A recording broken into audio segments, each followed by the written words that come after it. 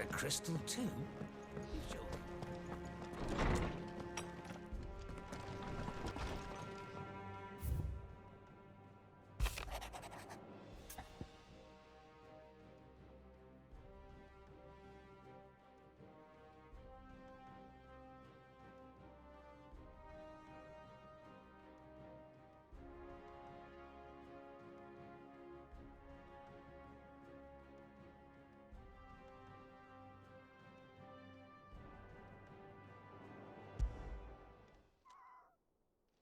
Hopefully it's nothing.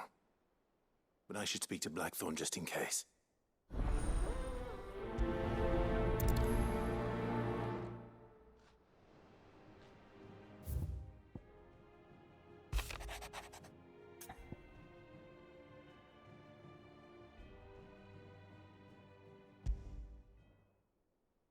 What could be wrong with Torgor?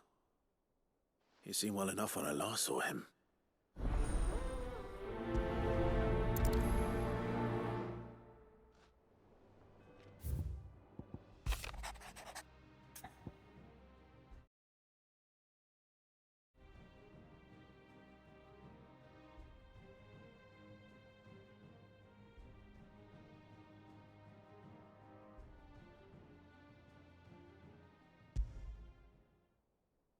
Trouble with the ledgers.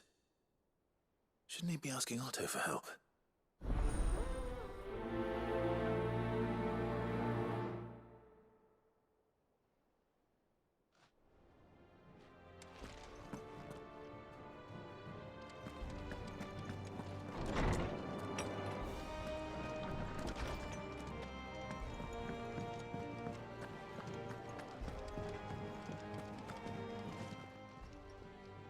I got your note. You think something's wrong with Torgor? So you can read.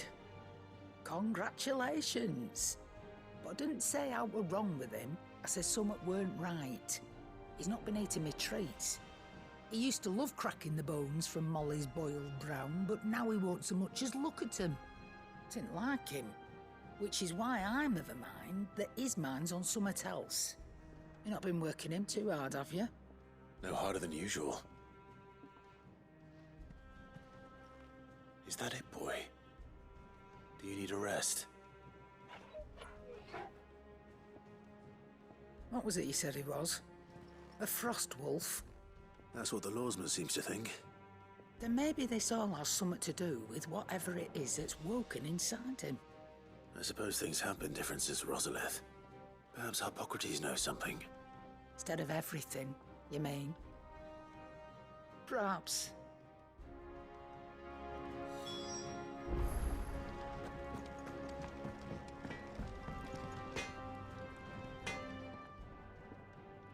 Blackthorn, do you have a moment?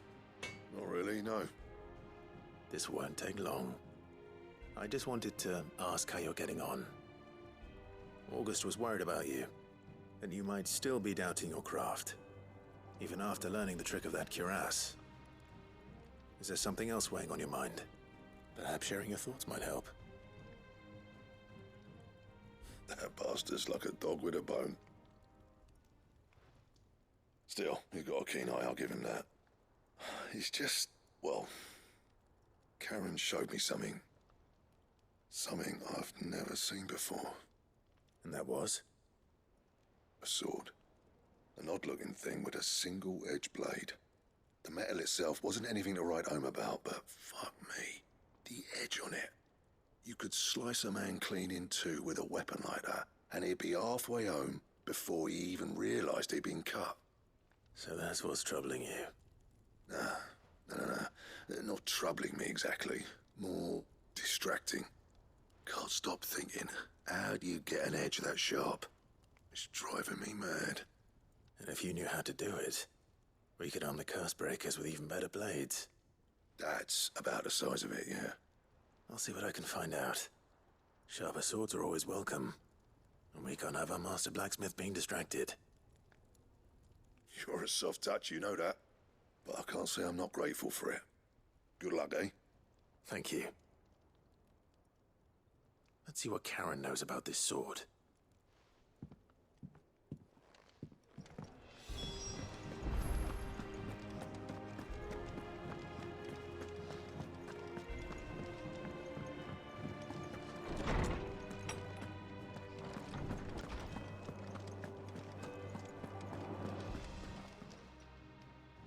Oarsman, I need to ask you about Torgal. Something's not right with him. He isn't ill, is he? I don't think so. But according to Lady Karen, he seems to have lost his appetite, which is certainly a new development. She says he's hardly been touching his bones of late, and she believes it may have something to do with what happened at Rosalith Castle. I rather think she might be right, though not about his appetite. All canids are instinctively inclined to crack open bones for the rich marrow that resides within, and I see no reason why a frost wolf should be any different. Accordingly, I suspect it is not a lack of appetite that afflicts Torgal, but a surfeit of it. If we assume that his newfound magics require additional nourishment to sustain, it may well be that the bones Lady Karen is accustomed to providing are no longer sufficient. Frost wolves, after all, habitually prey upon far larger animals, whose bones may yield altogether different nutrients. As to where one might find a suitable substitute, some antelopes that graze the meadows of eastern Rosaria have been known to grow to a size more than double that of their lesser cousins. I don't recall ever seeing any that large. And little wonder. The oldest and largest such creatures rarely leave the safety of the highlands for fear of predators. The last elder antelope sighting I recall hearing about took place near Cressida, and that was long before the village was abandoned. Even so, it seems like a good place to start. Good hunting, Clive.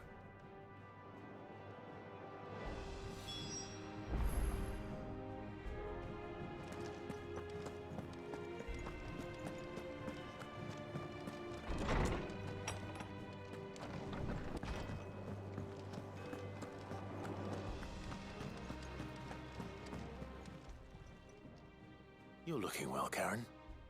What do you want? Out with it. I want to know about the sword you showed Blackthorn. Single-edged and extremely sharp. Running around after him again, are you? I suppose I am, yes. But I need to help him find out how to work an edge like that. It's driving him to distraction. Little wonder, I suppose. There's not many like that make it as far as the twins, and those that do go straight into private collections. Which made it nice and easy finding a buyer. Can you tell me who bought it? Where is it now? You think I tell people who my clients are? Suppose you're not likely to go nicking him off me, are you now? Fine. If you stop mooning at me like that. Lord Ignac's the man you want. Dalmekian bloke. Collects weapons and the like. And he's got more money than sense, which is why he's one of my favourite clients. Reckon he'll still be at the inn in Dalamil, where I left him. Thank you, Karen. Oh, and he's a touch eccentric, if you take my meaning. I appreciate the warning.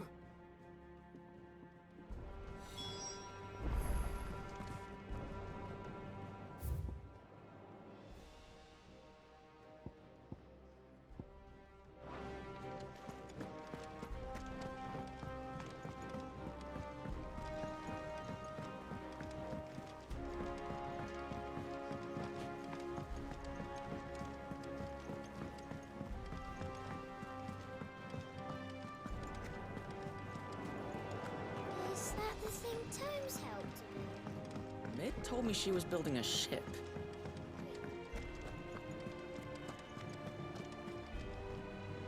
Clive, did you get my letter? That's why I'm here. Shh. Otto might be listening. Is this better? A little.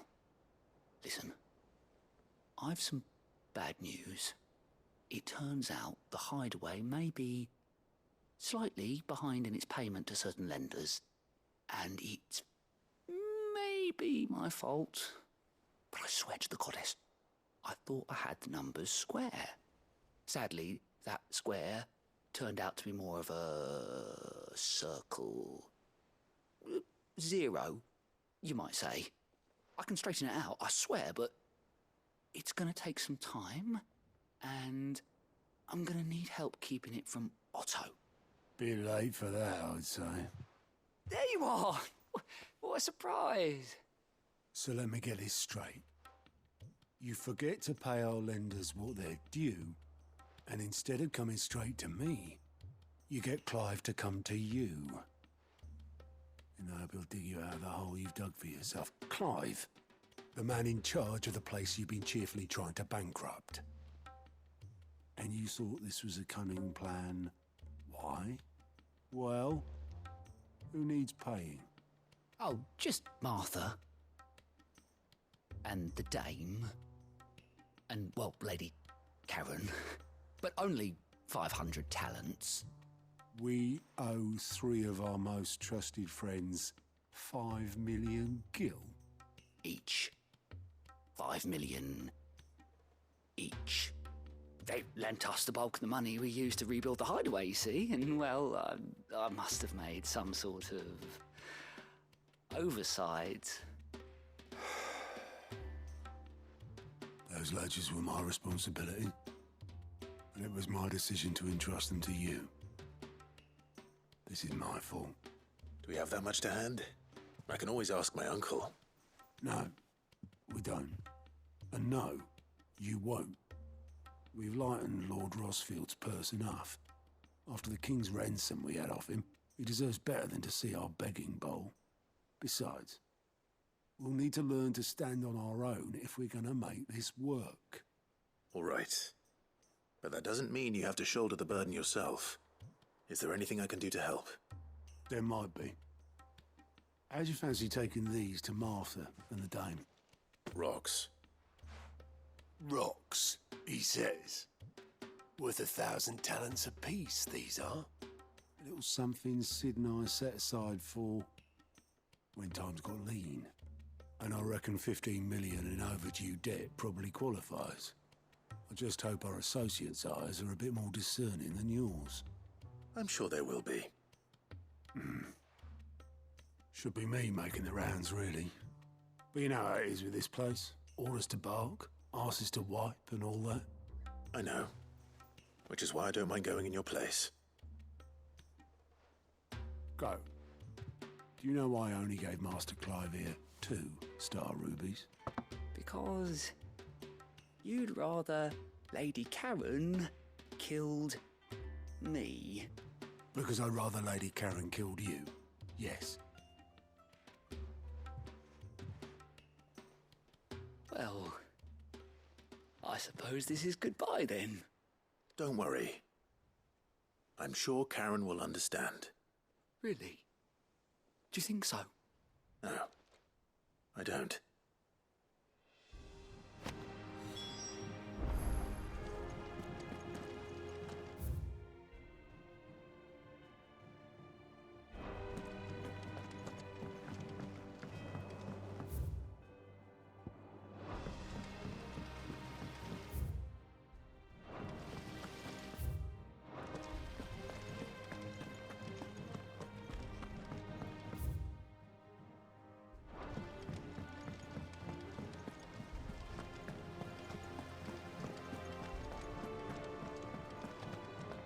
Wish I could take one of our birds for a run.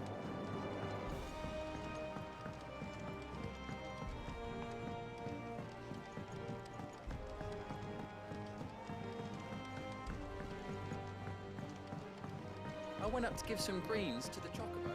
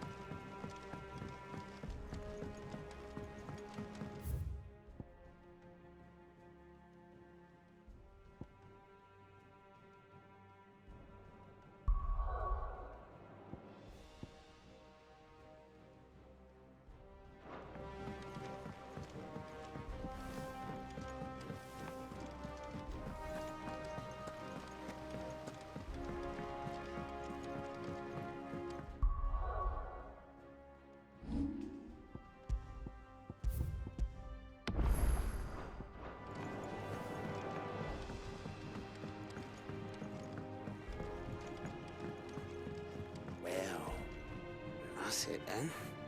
I'm here. Sid, reckon you might be just the man to help me out of a bit of bother, if you've a mind to. Let's hear it. Well, it's about this alembic the chief's got me making. Lovely bit of kit it is. Bunging a solution you want splitting, and it will separate it out, just like that.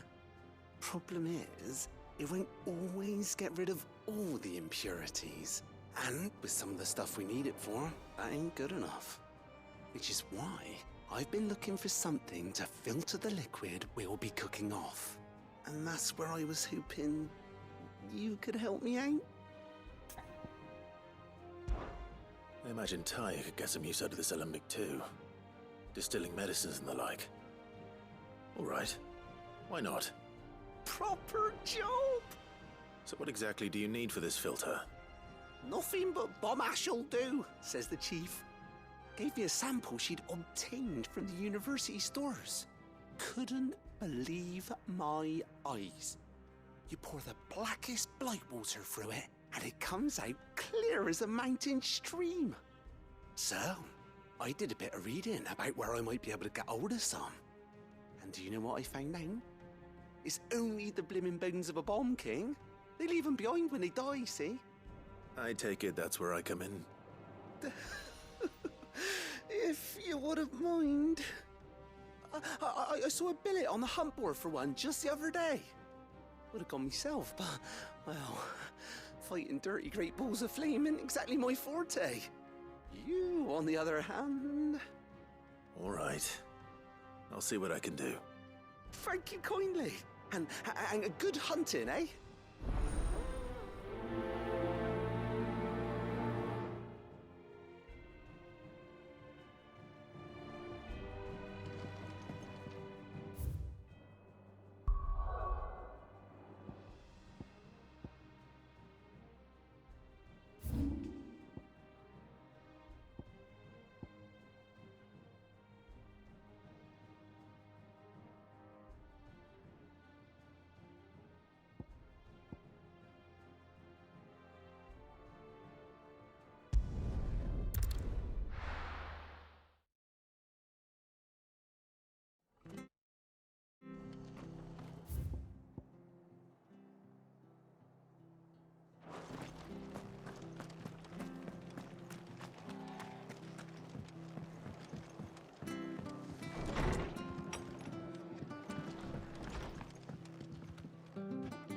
Clive, we weren't expecting you.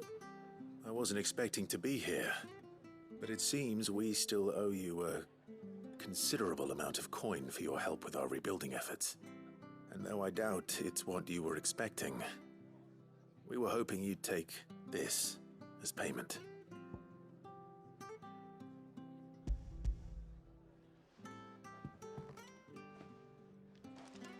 A star ruby?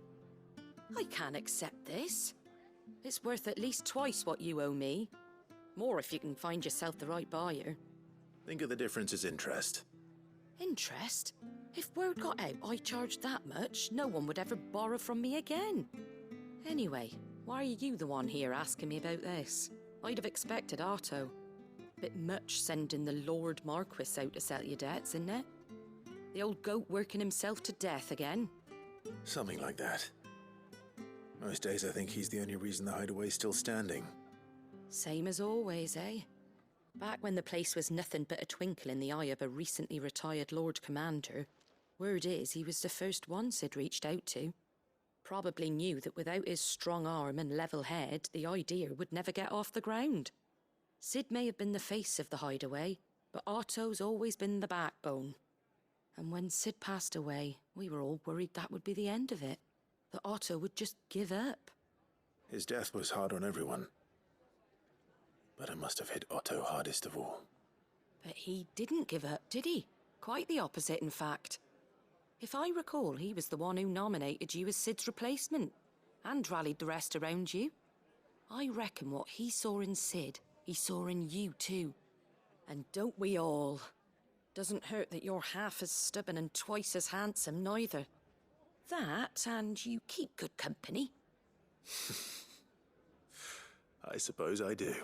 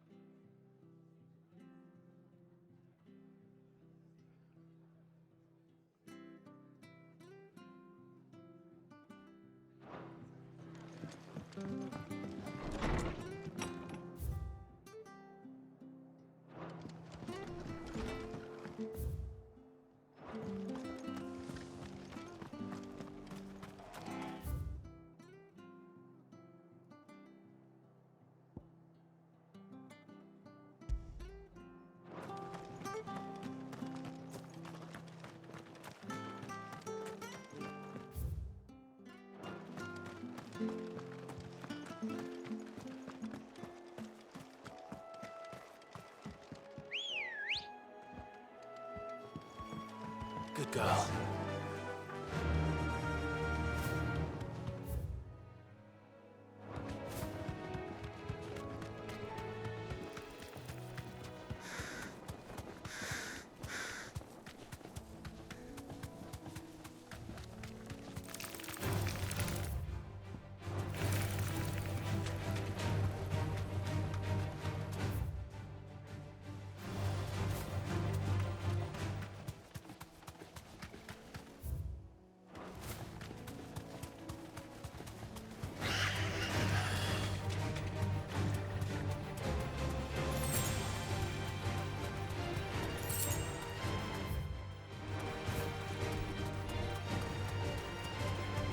Certainly quiet. If I were a giant antelope, it would seem like just the place.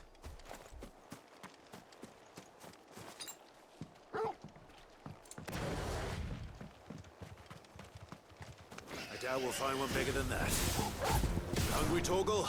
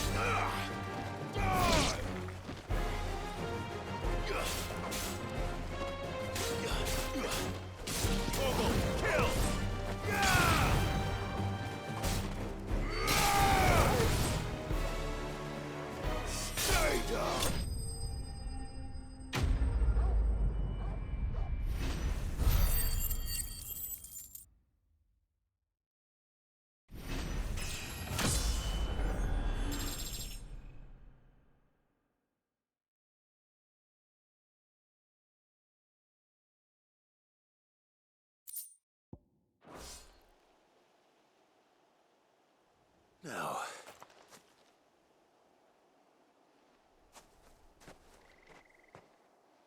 will it be enough, I wonder?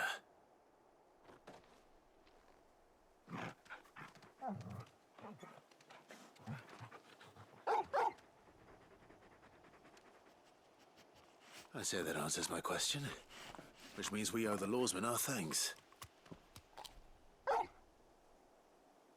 You're just a big puppy, aren't you? A very big puppy.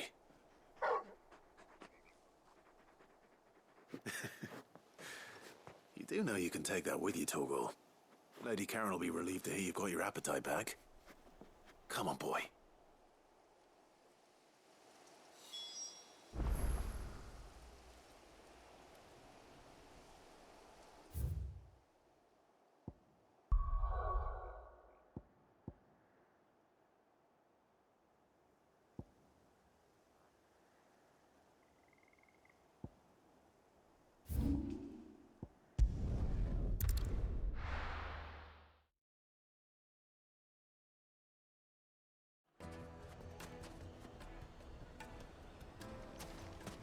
People take notice of wealthy men. Shouldn't be too hard to track down Karen's collector. The St. Drake's Fang is gone. The whole Mother Crystal gone. What are we gonna do?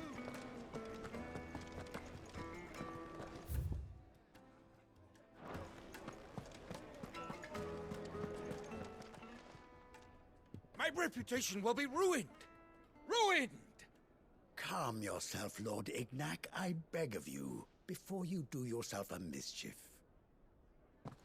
Pardon the intrusion, but... Out! Get out! I paid for these rooms so I wouldn't be disturbed. Leave me be! Please, allow me to apologize. His lordship is going through a difficult time, and he's never been fond of guests arriving unannounced. Radim! Get rid of the filthy oaf this instant! Very good, Lord Ignac. Would you mind stepping outside for a moment?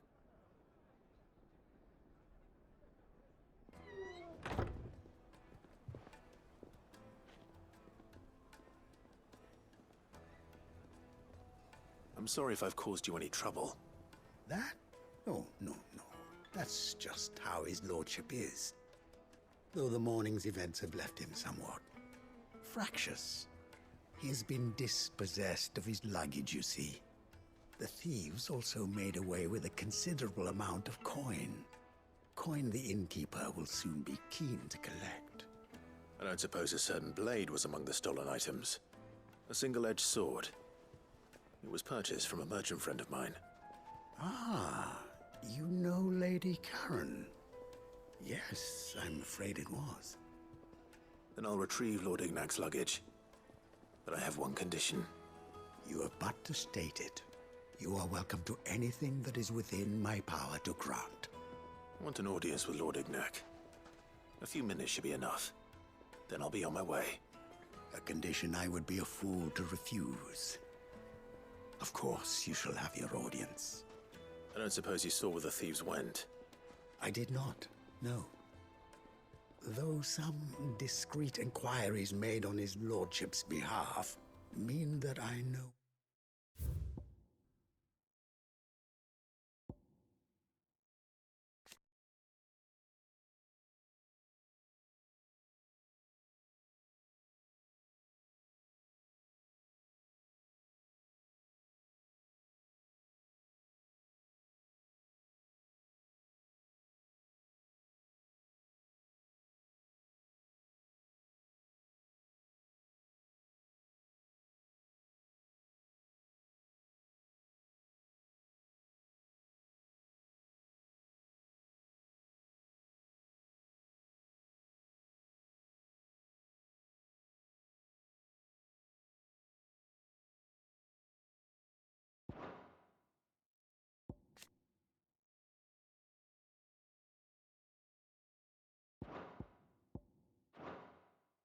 You might find them. The bandit's bed.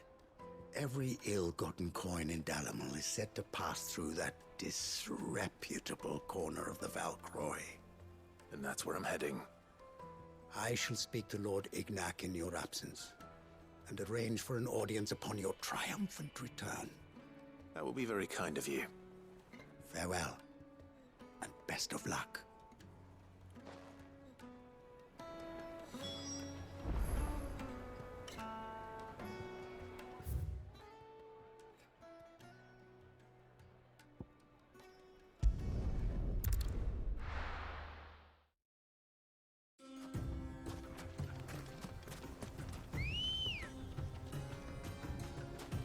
Ready, go?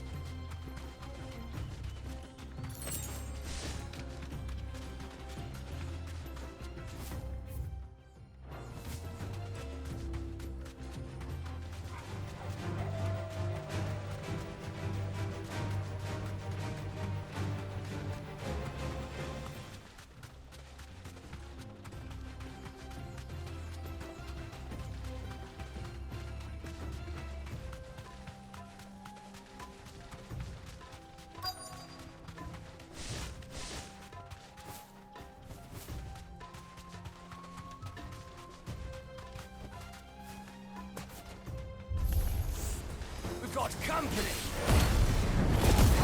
Come on, lads, let's tear the bastard's head off! Down, Torgal! All yours, Torgal! Torgal, kill! All yours, Torgal! Torgal, kill! All yours, Torgal! Down, Torgal!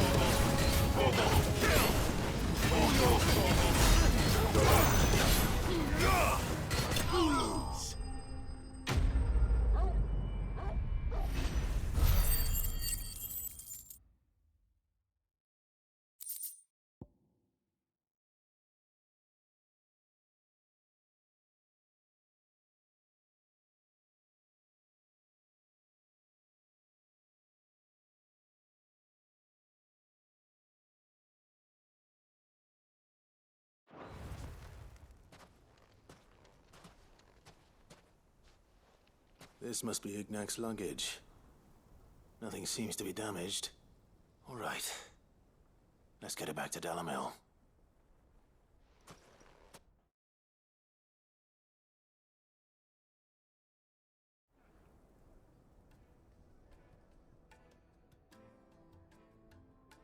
I hear I have you to thank for the return of my effects. What shall I call you, my good man? Wyvern. Glad to make your acquaintance.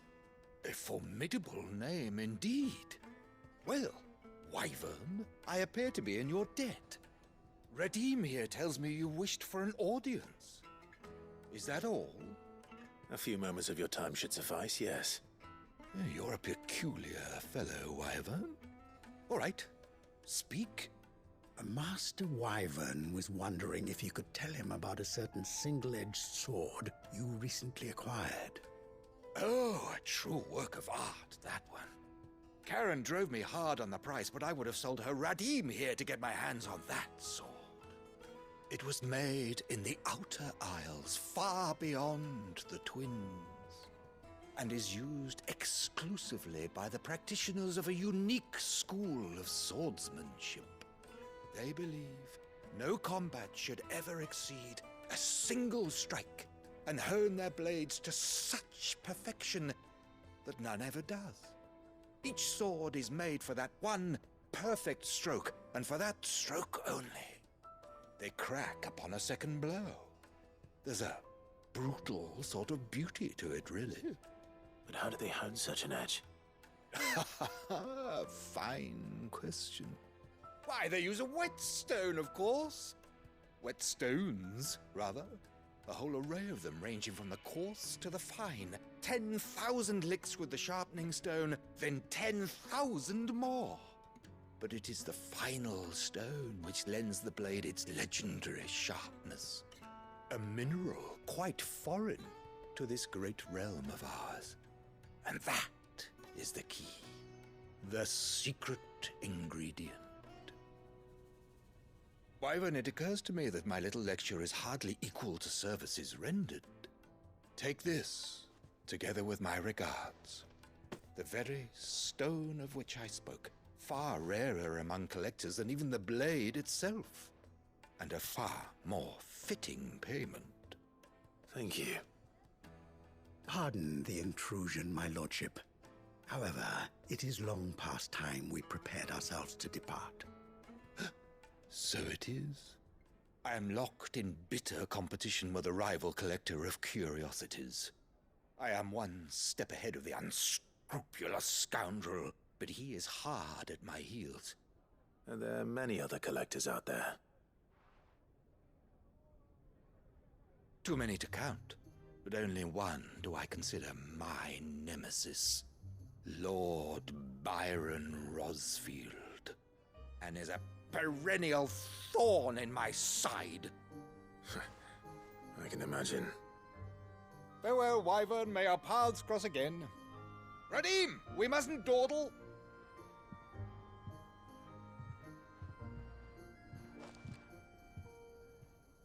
I think his lordship is rather taken with you, Master Wyvern. Thank you again for your assistance. Coming, my lordship. I'll be right there.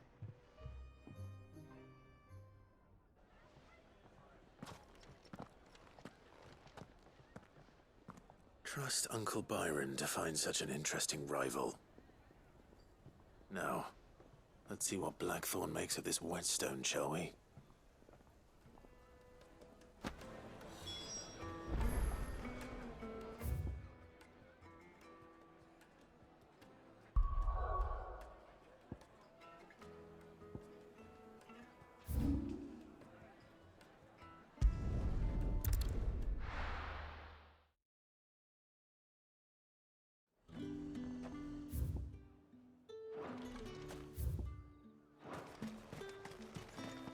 How the hell is anyone supposed to afford that?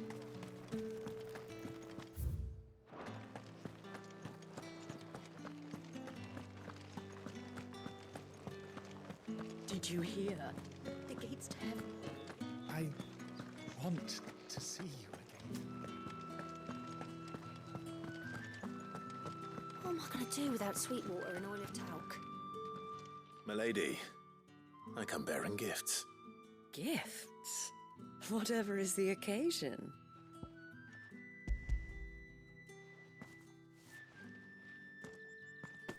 Oh my. Clive, you really have outdone yourself. Otto asked me to give it to you. To settle the Hideaway's debt with the Veil. And to compensate you for the time it took us to do so. You disappoint me, Clive. I thought you might finally be warming to me. Tell Otto he can keep his baubles. I tried to tell him as much the first time around. The man owes me nothing, nor does the Hideaway. My contribution to the restoration effort was made freely and willingly. It was the least I could do. You once told me Sid did you a kindness. I'd like to do the same. Please, accept it. For my sake. And for Otto's. For all of us. For all you've done. It is rather fetching, isn't it? Very well. Otto is lucky to have you, Clive. I doubt anything could ever replace his son. But you and the others at the Hideaway are the closest thing he has to family. Otto had a son. Long ago, yes. Sid told me Otto lost him when he was just a boy, and blamed himself for not being able to stop it. I don't know how it happened, whether there was anything he could have done, but it was clear that it weighed heavily on him. I didn't know. How could you have? I doubt anyone did. Besides Sid, I've never met a man more keen to bear his sorrows in stoic silence. An ill habit, given that both have always been surrounded by friends desperate to help them. I'm beginning to see that.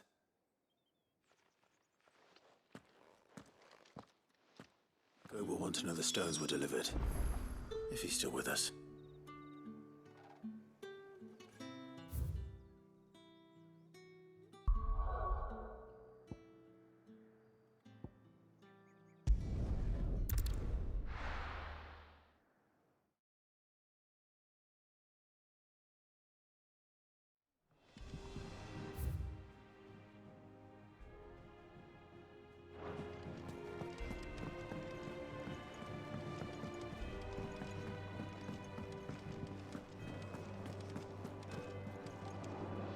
I noticed you and Torgal had gone off somewhere. Take him for a walk, did you? You could say that.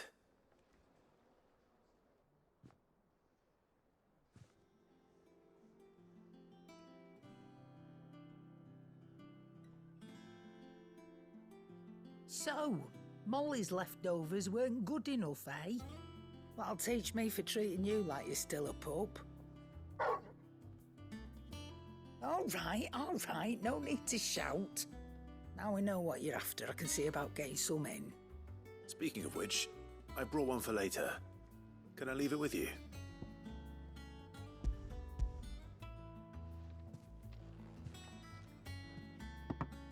You can, aye. I'm nice like that. In return, you can thank Tomes for me. The bloody know-it-all. I was just on my way to see him.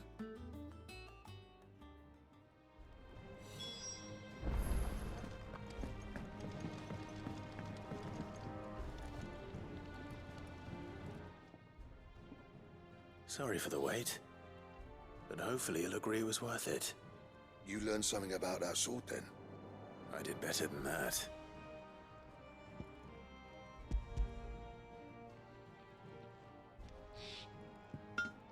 A whetstone? Yes. But not one you'll find anywhere in Valisthea.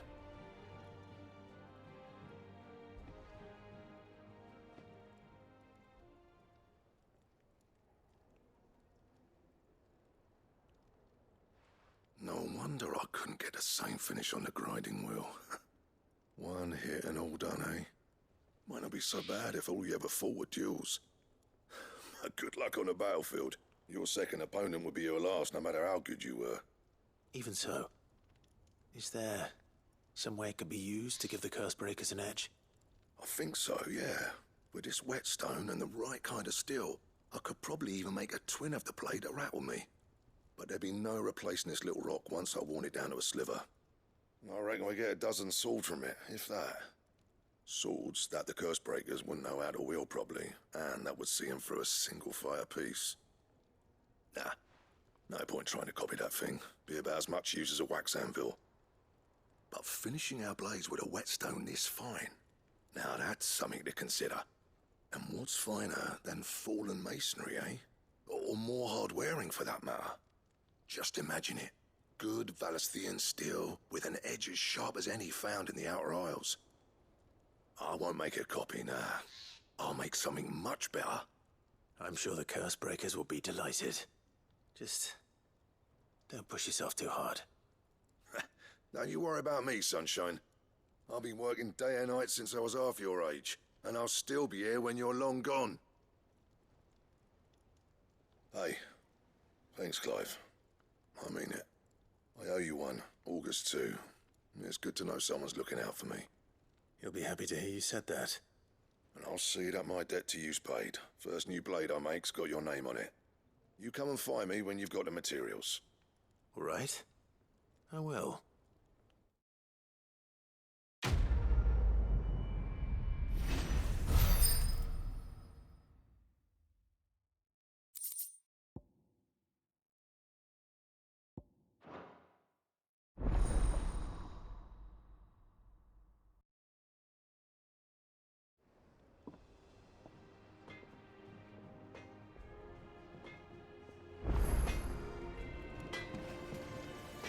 Clive? What's saying Fordian, do you?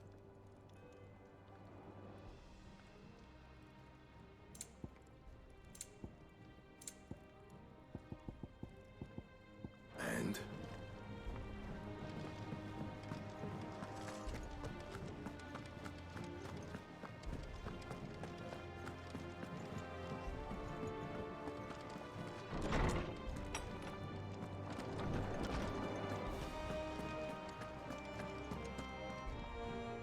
Ah, Clive. Were you able to locate your quarry? We were indeed, Lawsman. You pointed us in exactly the right direction. And Torgal's been a very happy hound ever since. Very good, very good. Lady Karen sends her thanks, by the way, for your part in solving the mystery. Ah. But that reminds me. After your last visit, I found myself pondering Torgal's talents. Do you recall our conversation concerning Lady Jill's role in Torgal's transformation? About how she somehow woke the power within him. Precisely that. A reasonable conclusion, I thought. But one which raised certain questions in my mind. You see, the Fenrir of legend served Shiva and Shiva alone. And while the powers attributed to him are certainly impressive, the records imply they are somewhat different in nature to those you described Torgal as having used. What are you suggesting? That Torgal may be the beneficiary of more than one icon's power. Consider that in addition to Lady Jill, he has served as a loyal companion to you, your brother, and even the late Cid. In short, the icons hitherto near at hand, or should I say at paw, have been diverse and plenty, and that number has only grown as the realm's dominance have fallen to your sword. One can but speculate as to how all of this has affected Torgal. He has seemed more fierce of late. And if I am not mistaken, he will grow fiercer still. We are fortunate indeed to be able to count him amongst our allies and not our adversaries. Oh, he's more than an ally. He's a friend.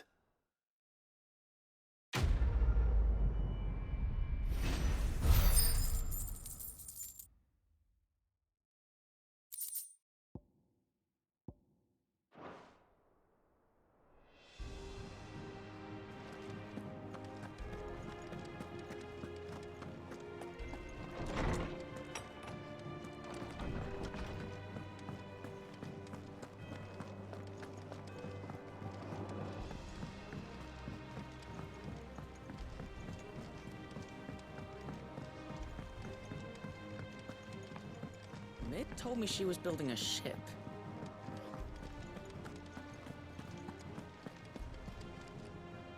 Goat.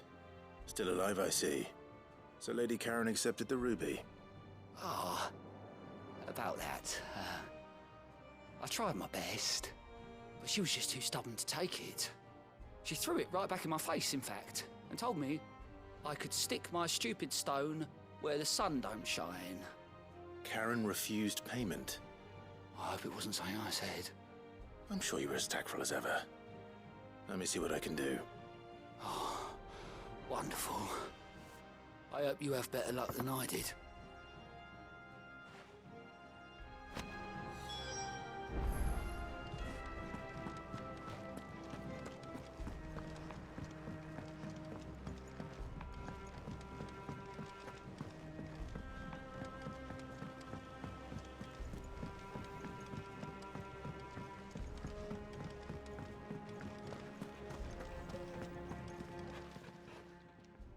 Lady Karen, Goat tells me you weren't happy with our offer. Would you prefer the debt was repaid in coin? What debt? I don't recall lending any of you lot me hard-earned gil. I may have tossed a talent or two in the Hideaway's coffers, but those were donations, and you can hardly call it charity if you go asking for it back. Of course not. But one good turn deserves another. And our circumstances have changed. Surely you wouldn't shun the gratitude of a pauper who happened to have become a prince. Oh, so you're a prince now, are you? Fine.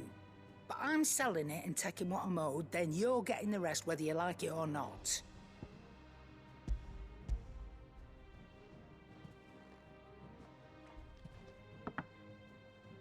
Where'd you even get this? A decent trader might nab 1,000 talents for a star ruby. A canny one, meanwhile, might claim it were nicked from the belt of Sid the Outlaw himself and ask twice as much. Might be I already have a buyer in mind. Might be you even know her. A fine continental maid whose beauty's only eclipsed by a guile in commerce. You wouldn't mind, would you? Not at all. Just be sure to tell her that it's always a pleasure doing business.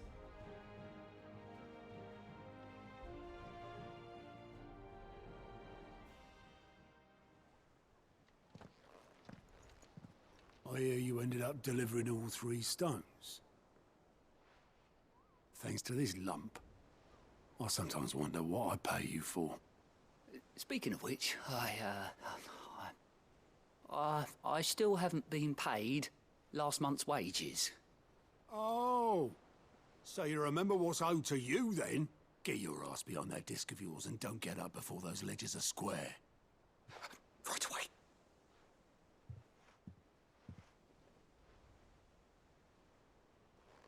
I've seen that before. You have, yeah. Plenty of times. It was the only goblet Sid ever used. Either out of habit, or because the filthy sod couldn't be bothered to find a clean one. I knew so little about him. Like most people. Martha and the Dame both seem to have fond memories of him. Huh. I bet they do. How long did you know Sid before he... Before he died. 20 summers, give or take. Back in the day, I was a purser on a trade ship, which is where I met him. He bought passage to... I forget where. But having nothing better to do on the long nights, we sat up drinking island rum till the morning bell dragged me back to my duties. Quit my post not long after that. On account of making a fine maiden's belly fat. But me and Sid stayed close, promising we'd one day sail the seas again. That was before fate stepped in and said she was having none of it. The magic woke inside my son soon after his first name day, and there was no hiding his knack. Couldn't you and your family have... My family were the ones who summoned the constable, wanted the monster taken away. I couldn't turn my back on him. Forget what I felt And I couldn't for the life of me understand how they could. Luckily, Sid was of the same mind as me. It was him who stood beside me when all I wanted was to tear the whole world down. Him who cried for me when I had no tears left of my own. Him who swore he'd do everything he could to stop it from happening again. And he was true to his word, too. Left the Royal Army once and for all. His ranks, his ribbons, gone. Just like that. Threw away everything he had. All to right a wrong that no one else had the courage to face. I knew then I'd follow that man to the ends of the earth.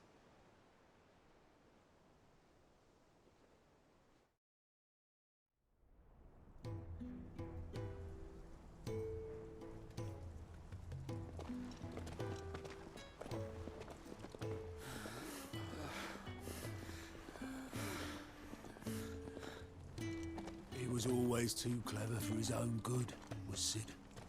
Saw the world for what it really was, while the rest of us were content to go along with the lie we were shown. And it can't have been easy, bearing that burden alone.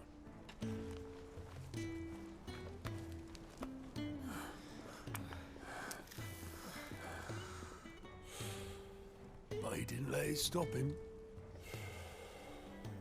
He never lost faith in what he believed was right.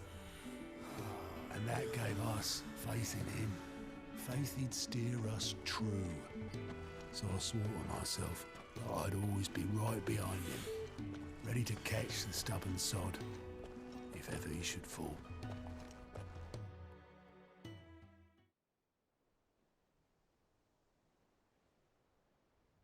But I couldn't even do that.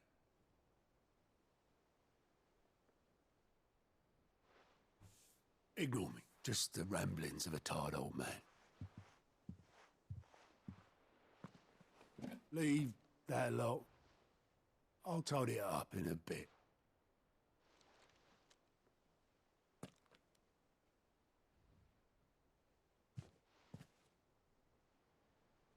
This is Sid's handwriting.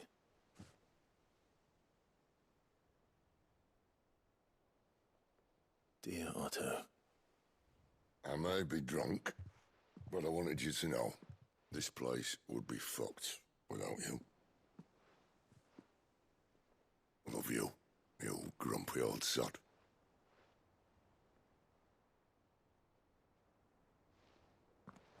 This note.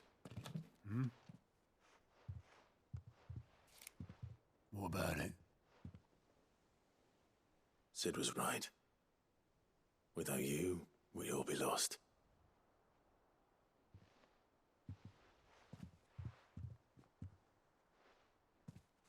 He should have bloody well said so then. Just once. Before he went. But then, why would he? Him, or anyone. I'd only have told him to piss off.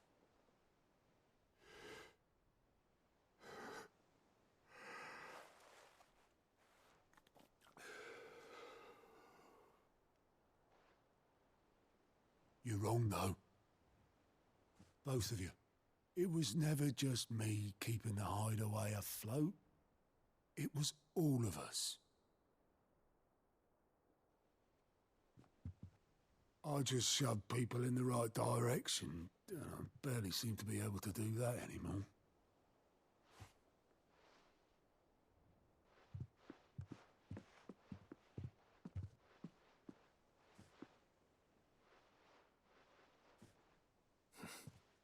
Would you rather go at the helm? Well, maybe I've got a few more years left in me. I'm going to hold you to that, Otto.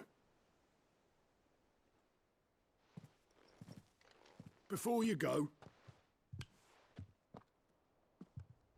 Sid would have wanted you to have this. But that's...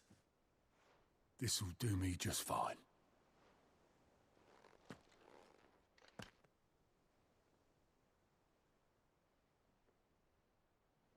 Thanks for the ray of sunshine. I'll see if I can't pay you back. Already have.